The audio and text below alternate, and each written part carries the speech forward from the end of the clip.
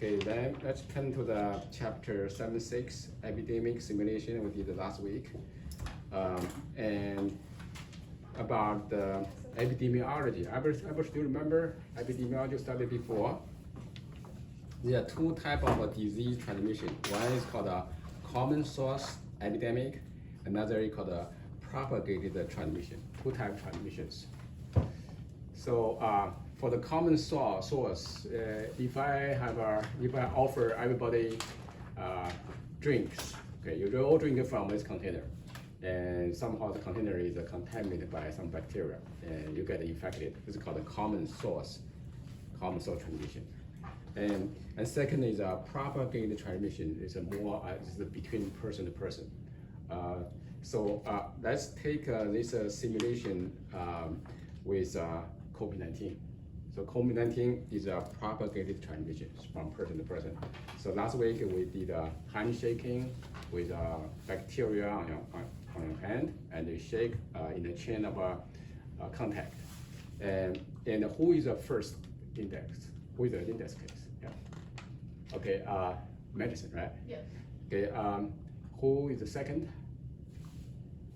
And third, fourth, fifth, and seventh, last one, right? Can you? I want the index case to stand on the whiteboard over there and put a number on the board. As you can see, the first lab and the second lab, and we're going to put it in the middle, the third lab. Yeah, make your writing a little bit bigger so my camera can catch. Yeah, let's put the number one. Is that big? Yes. Okay. What you can list all 7 numbers, 1 through 7.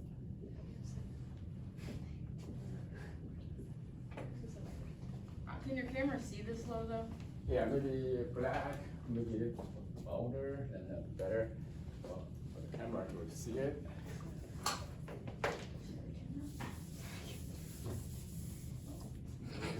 So, Okay. yeah, just highlight it. So, and we're going to calculate 2 rates. One is called the instance, another called the prevalence. Instance rate is a number of a new case at a certain time point. New case at a time point divided by population at risk. Population at risk meaning people, everyone in this population has a risk of exposure. Say last time everybody in the room have contact, right? So population in this room is at risk, right? Everybody.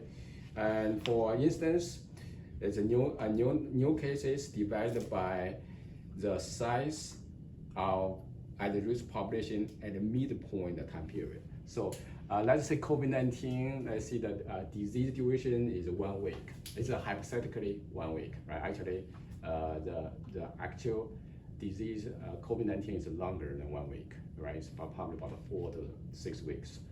And say 1 week, 1 case. So we have 7 weeks, right?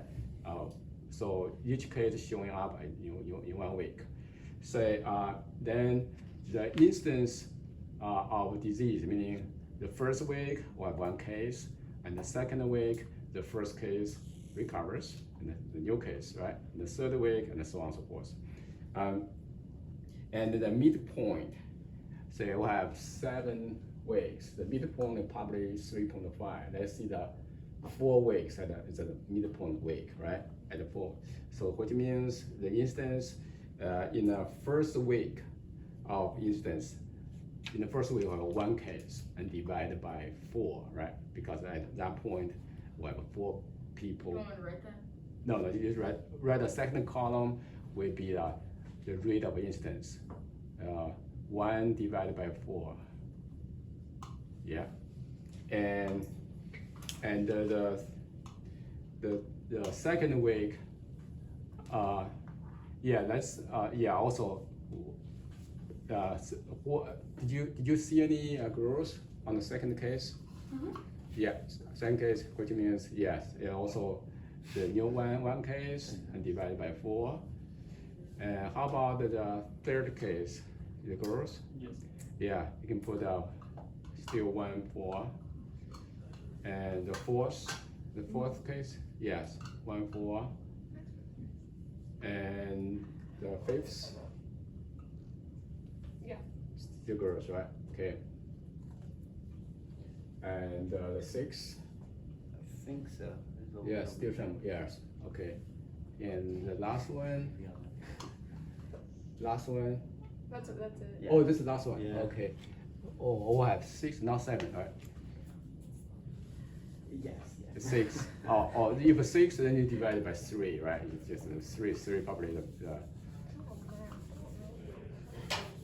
and then the next thing here, I want you to bring your plate here, and we're going to compare the growth, the quantity of growth. About who is the first case? Yeah, I mentioned bring a plate here. First case and second case, and we're going to compare and quantify who is the second case. So let's compare. Yeah, let me see. Okay, second case. Okay, so in first case we put 4 pluses, just as a representative of growth, and the second I think is probably the same. Second also 4 pluses. How about the third one? Are we taking those back or are you keeping them? What? Are we taking those back or are you keeping them? No, you take it back. So the third one probably 3 pluses.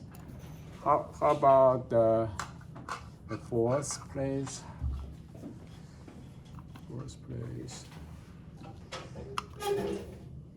Oh, the first place probably 2. Okay, two pluses, and the fifth one probably is 1 plus, and the last case. Yeah, last case we can say it's 1. Right. Yeah, you can take your plate it back. Yeah, take your plate back. We need to do the calculation and also observation. Okay, so this is our prevalence. We're not done yet. It's only half work. And then we're going to calculate the prevalence. Prevalence is number of existing cases, is the number of new cases plus old cases, previous cases. So it's called an existing case at a certain time point, and divided by the size of our population at the risk, which is 6, which is 6 times. So in the first week, the prevalence.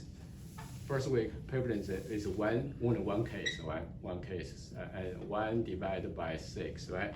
The second week should be 2, right? The new case plus old case divided by 6, and the third week should be 2, divided by 6, and the fourth week is 4, and fifth weeks. Fifth is, then the last week, 6, right? And you can see here, in all the 6 people population, everybody got infected, and serotonin, and the severity, the level of the damage, the level of pathogenicity or virulence is decreasing, right? From top ones, a lot of girls, to the low ones, the virulence of pathogen actually is reducing. I mean, if you go further down, like see the people with 11 people here, the girls stop at the number 4, at the first case. In the last lab, the girls never stop at 4, it's continue on 6. Probably 7 or 8 will stop. The girls may stop, right? That's what my assumption. So Yeah, so I have a few, Madison, thank you, good job. So I have a few questions about this. So let's take this bacterial growth in an analogy with COVID-19, right? COVID-19 is airborne, transmitted through respiratory droplets and also contact. So that's why everybody wear mask to block transmission and also wash your hands whenever possible. And severe disease transmission, the pathogen, okay, normally the first case is the most severe and mostly life-threatening, the first case. And over time of transmission, the virus multiply every time in one host and the next one, the virulence level actually is decreasing. So the disease become more transmissible but less virulent. Won't kill people, but will survive among the human population. So this is about the growth representing the virulence factor or virulence levels or pathogenicity. So if you compare to the group, the first group or second group, for those with a minus, which who don't show any symptoms or any signs or no growth, what do you mean no symptoms, no sign? Are they virus free or pathogen free? They don't carry anything, they're totally healthy. How do you think? What's your? They be healthy, but couldn't they still carry it? They are healthy. Say one more time.